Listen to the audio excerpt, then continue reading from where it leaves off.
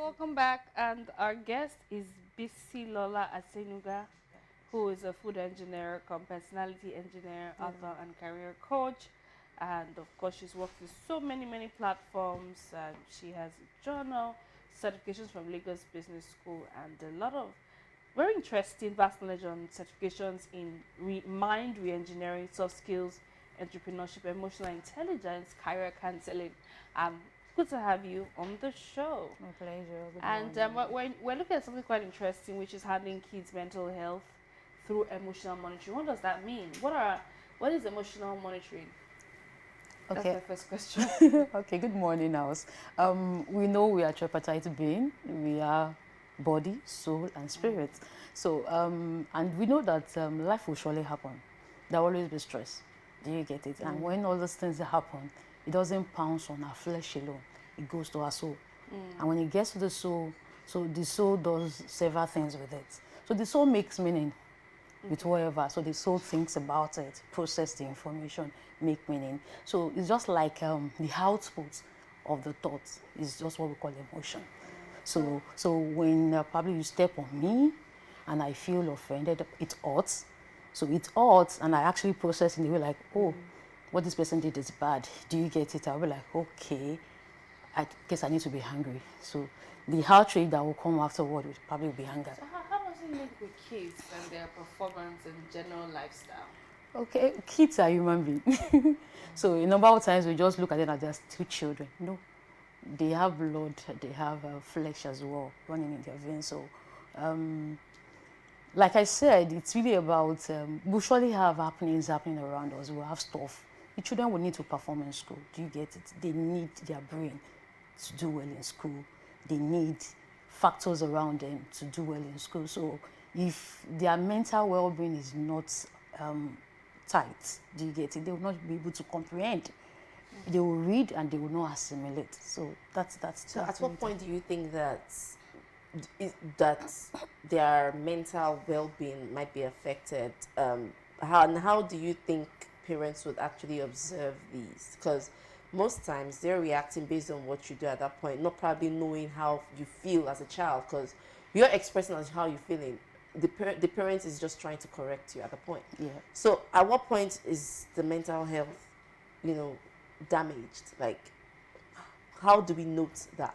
Mental health basically is all about productivity. Do you get it? You are able to use your reasoning faculty to be productive in life. So as much as you expect a child to be able to crawl from year to year and not to tantrums, do you get it? So the child's mental health should be looked into.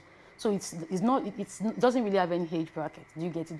Though it manifests when the child grows older, when you're expecting the child to make certain decisions and the child cannot really do it well. Do you get it? You start looking at it like, why can't you just sit down and read your book? Do you get it? But it's not just a day job. It's been there before now. Oh, okay.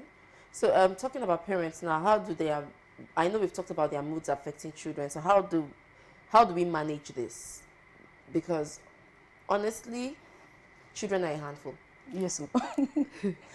So, how do parents manage their Yes, emotions? I think the good news I'm bringing here today is there is no science to this. It's just your presence, your availability, not just physical presence. Your availability, being able to notice signs, being able to help the children to make meanings out of situations. So your availability and show them love. Do you get? Let the child know that, you know what, come what me, I'm always there for you.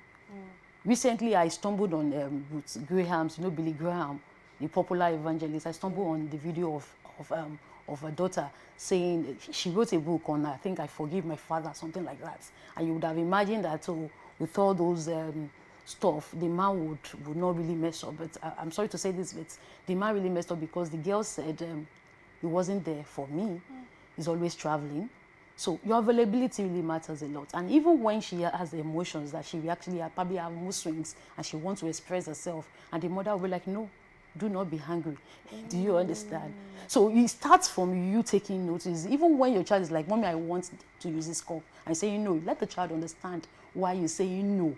Because children are, I call them MMM, meaning making machines. They are making meanings from everything. So when you deprive me from standing or when I'm meant to stand up, you need to let me know why I'm not meant to stand up now. Do you understand? Not just like you're actually indulging the child, no, but making the child know the right thing at the right time. So that's. What are some of the red flags that parents need to identify when it comes to children's mental health? Oh yeah, withdrawal. A child that is meant to do particular, you know this child is always handful. Yeah, I think you mentioned children being handful. Yeah, you know that this child is withdrawing from basic things and the child sleeps a lot. Do you understand? The child is not interested in doing right things, and probably, if the child is still a young child, throwing tantrums. If the child is a teenager, the child is not throwing tantrums, the child is like, like try confronting you. Do you get it? So you take notice of that, because mental basically is really how we think, how we feel, and how we act. So when you expect a child to think in a particular way, there's no sign, there's no big grammar to this. Just watch out for the way this child is meant to think at this point in time, because you know more than the child. And you know that the cerebral cortex is not fully developed. So the child doesn't know left from right. So you know more. So at every point in time that the child is not meant to act in a particular way, the child is not doing it that way, you sit the child. Don't just conclude. You see the child and say, can I know why this is happening? And I always tell parents, don't just ask the question once. You probe it further. It can be 4 or 5 times. So when the child gives you an answer, probe it further again. So, okay, so are you now saying, don't just conclude for the child. Okay, so is there any role parents should play in helping, these kids just manage their mental and emotional health? Okay, there are different things parents can do out there. Probably like when a child is probably angry, you can tell the child, take a deep breath, count 1 to 10. There are different tools that the child. But the one that my organization has been using lately and has been working is journaling. Journaling, and that's it. So with journaling, a child can be able to not just write the way the child is feeling. The tool we develop, we have a book called Better Me More Journal, and my organization, I have an NGO. We've deployed this to some public schools for free. So and what we're doing is that we give it to the child. I think I have a copy here. You give it to the child. The child is meant to take the way the child is feeling on a daily basis with respect to 8 life segments, with respect to physical needs. I'm feeling worried today. With respect to spirituality and faith. So by the time you're done, so when the parent comes back, that is where the presence is now. That's where we now bring in presence of the parents. So you don't just rush through. You look at it and say, okay, why were you hungry with respect to spirituality? It happens. I've seen a child saying, because I want to be a Muslim, I want to be a Christian. My parents have been forcing me to be a Christian. Okay, I mean, we said quite a lot, and thank you so much for. But let me ask you also again. Now, what are some of the ways, red flags? I think we've talked about that. When people keep quiet about the emotional challenge, what are the dangers? So many dangers, because the way the nerves and the brain is connected, it's like I talked about meaning. It's making it's like you saying, okay, if I pass this place, it will lead me this way. So it gets stamped in the brain already. So when the child is now meant to make a particular decision in life, so the child is not just looking for the conscious, the things the child can touch to make the decision. The child goes back to the subconscious, and whatever is registered there is what the child will just bring back.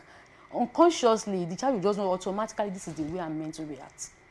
If I can give an example, I have a friend that said when she was growing up, the mother was a bit buoyant more than the father at a time. And the way women would just be like, leave me alone. Do you get when you are meant to do something? And because she loves her father, she now looked at the woman and said, I don't think I want to be as rich as my husband, so I can be able to respect my husband. And then she was in primary school. So she made meaning from the situation. Do you understand? So by the time she was growing up, even though she was making efforts, she was not as rich. In fact, she was always looking up to her husband until that knowledge came and she was like, wow. And to the glory of God, now she's doing better now. Now, I was going to ask, personality engineering. Yes. Is this something that is studied or no, just something you carved out? Yes. I studied food engineering. So with food engineer, as a food engineer, you design equipment, you work with materials. And even while I was in school, I've always been I always tilt my research towards human behavior. Do you understand? So by the time I was 7, I had to start doing some stuff with students in Zamfara, exactly trying to help them to look inward. So as a personality engineer, I help people, I help children, especially less privileged children, to design a beautiful future, latching on their personalities. So I tell them, there's no help anywhere. It's good to pray. I pray, but I'm saying, no, look inward, look inward. You have abilities, you have talent. Go to your childhood experiences. There are tools, there are data. You can just use so many things to design a beautiful future for yourself. Wow, this is so amazing. This is a different. I wish I had more time. I had more questions, but I know we have run out of time. Yes. Okay. Well, sure, to ask more questions after the show. Thank you so much. That was a very impactful and insightful one. Then handling kids' mental health through emotional monitoring. Thank you so much for coming on the show. Interesting, our next conversation is on gamified learning, and you want to know what gamified learning is? Well, it also has to do with kids and parents. So we're talking kids, we're talking family, education, and learning on the show today. So please stick around for that conversation coming up next.